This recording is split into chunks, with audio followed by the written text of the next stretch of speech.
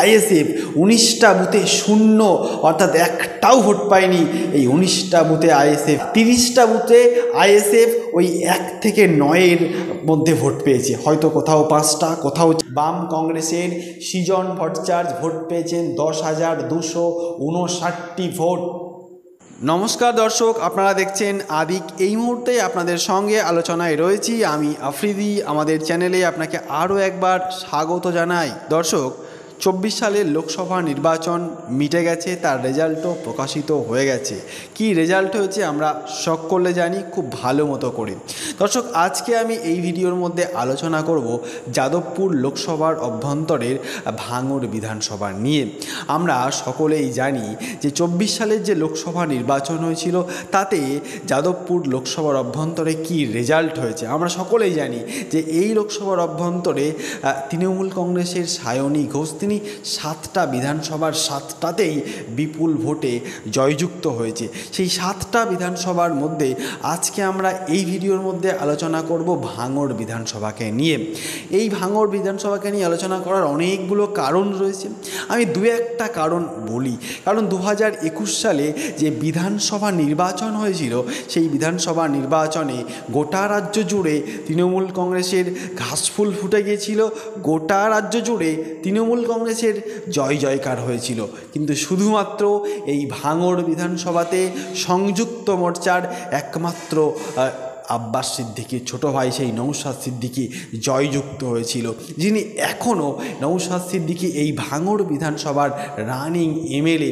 সেখানেও নওশাদ সিদ্দিকীর এত খারাপ রেজাল্ট হলো কেন, কি পরিমাণ খারাপ রেজাল্ট হলো, কোন বুথে কেমন রেজাল্ট হলো, সবটা নিয়ে এই ভিডিওর মধ্যে আলোচনা করব। দর্শক, আমরা আগে রেজাল্ট নিয়ে অন্তত বলে দিই। দেখো দর্শক, আমরা ভাঙড় বিধানসভার যে রেজাল্ট দেখলাম তাতে দেখলাম যে এই ভাঙড় বিধানসভার অভ্যন্তরে আইএসএফ এমন 19টা বুথ রয়েছে যে 19টা বুথে আইএসএফ শূন্য, একটাও ভোট পায়নি। আমি আবারও রিপিট করছি, ভাঙড় বিধানসভার অভ্যন্তরে 24 সালের লোকসভা নির্বাচনের ভাঙড় বিধানসভার অভ্যন্তরে আইএসএফ 19টা বুথে শূন্য, অর্থাৎ একটাও ভোট পায়নি।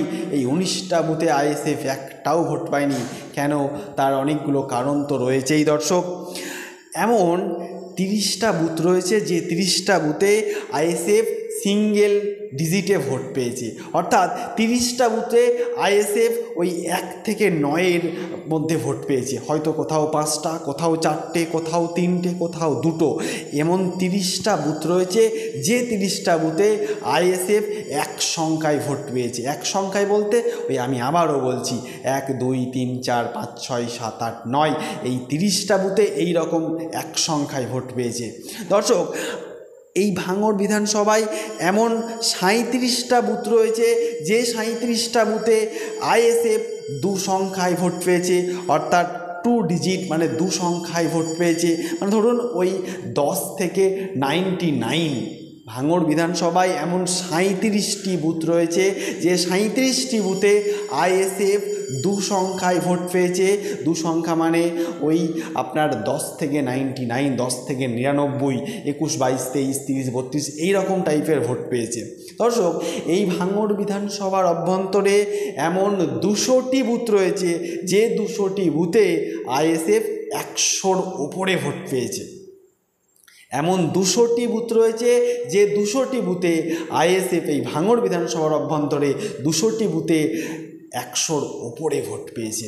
দর্শক, আমরা আরও একবার রিপিট করে দিলাম এটা যে 19টা বুথ রয়েছে যেখানে শূন্য রেজাল্ট করেছে, 30টা বুথ রয়েছে যেখানে 1 সংখ্যায় ভোট পেয়েছে, 37টা বুথ রয়েছে যেখানে 2 সংখ্যায় ভোট পেয়েছে এবং 100-র ওপরে ভোট পেয়েছে এমন বুথ রয়েছে 200টা।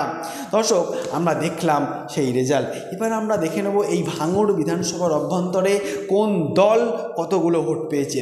সবার প্রথমেই আমি বলবো যে তৃণমূল কংগ্রেসের সায়নী ঘোষ যিনি ভোট পেয়েছেন এই ভাঙড় বিধানসভার অভ্যন্তরে 1,16,486, 1,16,486টি ভোট পেয়েছে সায়নী ঘোষ শুধুমাত্র এই ভাঙড় বিধানসভার অভ্যন্তরে। এই ভাঙড় বিধানসভার অভ্যন্তরে আইএসএফের নূর আলম খান ভোট পেয়েছে 75,004টি ভোট।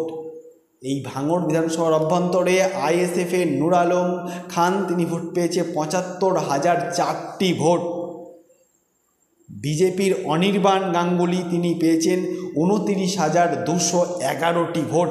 বিজেপির অনির্বাণ গাঙ্গুলি তিনি ভোট পেয়েছেন ২৯,২১১ ভোট। এবং জোট বাম কংগ্রেস জোটের প্রার্থী সৃজন ভট্টাচার্য তিনি ভোট পেয়েছেন ১০,২৫৯। বাম কংগ্রেসের সৃজন ভট্টাচার্য ভোট পেয়েছেন ১০,২৫৯ ভোট। দর্শক, আমরা এখানে দেখলাম যে কত ডিফারেন্স তৃণমূল কংগ্রেসের সঙ্গে আইএসএফের যে ডিফারেন্স, তা হল অর্থাৎ এই ভাঙড় বিধানসভার অভ্যন্তরে সায়নী ঘোষ আইএসএফের নূর আলম খানকে তৃণমূল কংগ্রেস কিন্তু এগিয়ে রয়েছে। এই যে ইঙ্গিত বা সবুজ সংকেত দিচ্ছে, তার একটি বছর পরেই কিন্তু এই ভাঙড় বিধানসভায় আবার বিধানসভা নির্বাচন। সেই ইঙ্গিত কি দিচ্ছে এখান থেকেও কিন্তু স্পষ্ট অনেকটা বোঝা যাচ্ছে তৃণমূল কংগ্রেসের দিকে কিন্তু ভোট কিন্তু অনেকটা বেড়ে গেল। এই রেজাল্ট হলো কেন ভাঙড় বিধানসভায়, তার অনেকগুলো কারণ রয়েছে। আমরা সদ্য দেখলাম যে ভাঙড় বিধানসভায় আইএসএফ নেত্রী বলে পরিচিত সেই আসমা খাতুন তিনি আবার তৃণমূল কংগ্রেসে যোগদান করেছেন। তিনি কেন যোগদান করেছেন তার সাংবাদিক সম্মেলনে বা তিনি যেটা সাংবাদিকদেরকে বলেছেন, তিনি বলতে চেয়েছেন যে ভাঙড়ের বিধায়ক যখন তিনি ভোটে দাঁড়িয়েছিলেন সেই নওশাদ সিদ্দিকী তিনি কথা দিয়েছিলেন যে তিনি ভাঙড়ে থাকবেন, সকল সময়ের জন্য ভাঙড়ের মানুষের পাশে থাকবেন, কিন্তু তিনাকে ভাঙড়ে বেশিক্ষণ দেখা যায় না। কোনো সুযোগ সুবিধার জন্য তার সেই ফুরফুরা শরীফ দরবারে যেতে হয়। তার অফিসে যারা বসে থাকে সেই অফিসে ফোন করলেও তেমন কোনো রেসপন্স পাওয়া যায় না। দর্শক, এমনটাই কিন্তু আইএসএফের পূর্বের যিনি আইএসএফ নেত্রী ছিলেন আসমা খাতুন তিনি জানিয়েছেন। বর্তমানে তিনি এখন তৃণমূল কংগ্রেসের নেত্রী। আমরা দেখলাম যে ভাঙড় বিধানসভার অভ্যন্তরে আইএসএফ যদি আইএসএফের সঙ্গে বাম কংগ্রেসের জোট হতো তাহলে তাদের যে টোটাল ভোটটা বাম কংগ্রেস এবং আইএসএফ মিলে ৮৫,২৬৩, তাহলেও কিন্তু এই ভাঙড় বিধানসভার অভ্যন্তরে বাম কংগ্রেস আইএসএফের জোটও কিন্তু পিছিয়ে থাকতো। আমরা যা দেখলাম দর্শক যে ২৬ সালের যে নির্বাচন তাতে কিন্তু যে জোটকে অর্থাৎ ভালো ইঙ্গিত বা আইএসএফকেও ভালো কিন্তু সবুজ সংকেত কিন্তু দিচ্ছে না এই লোকসভার রেজাল্ট। দর্শক, ২৬শে বিধানসভা নির্বাচনে আমাদের চোখ থাকবে কেমন রেজাল্ট, কেমন প্রচার পর্ব সবেতেই ওপর। দর্শক, ভালো থাকবেন, সুস্থ থাকবেন, সাবধানে থাকবেন, সর্বক্ষণ নিজের কাজ নিয়ে ব্যস্ত থাকবেন, পরিবারকে সময় দেবেন, চেষ্টাও করবেন আমাদের চ্যানেলের পাশে থাকা।